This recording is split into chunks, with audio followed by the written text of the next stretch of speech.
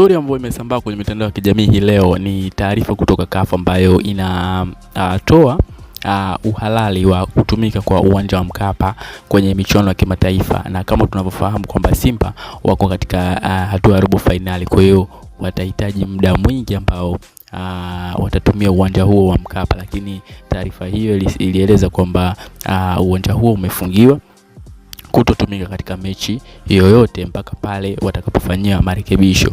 Lakini muda mchache baadaye ikatoka kauli ya msemaji mkuu wa serikali Gerson Msigwa akizungumza na kukanusha taarifa hizo na kusema kwamba CAF wana makosa kwa sababu hawakukagua uwanja recently na walikagua wiki 3 zilizopita. Kwa hiyo hawajui hali ya uwanja ilivyo sasa hivi, na wanatakiwa pia kuja kukagua kwa mara nyingine ili kuona namna gani ambavyo uwanja upo na unaweza kutumika kwenye mechi hizi ambazo zinaendelea.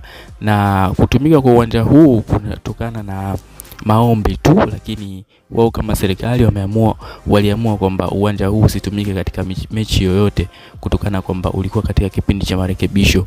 Kwa hiyo ni maombi tu, na hii inakuwa inawaletea gharama kubwa sana pale ambapo wanafanya marekebisho alafu kuna mechi nyingine zitakuwa zinaombwa zinaendelea na vitu vingine kama hivyo. Kwa hiyo serikali inainkaa gharama kubwa sana.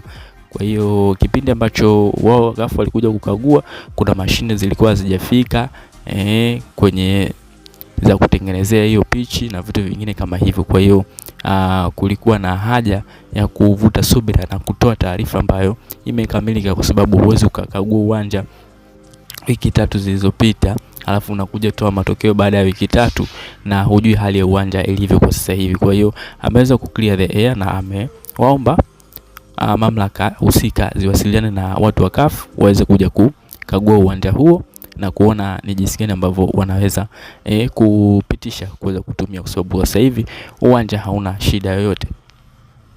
So una maoni gani kwenye sema comment?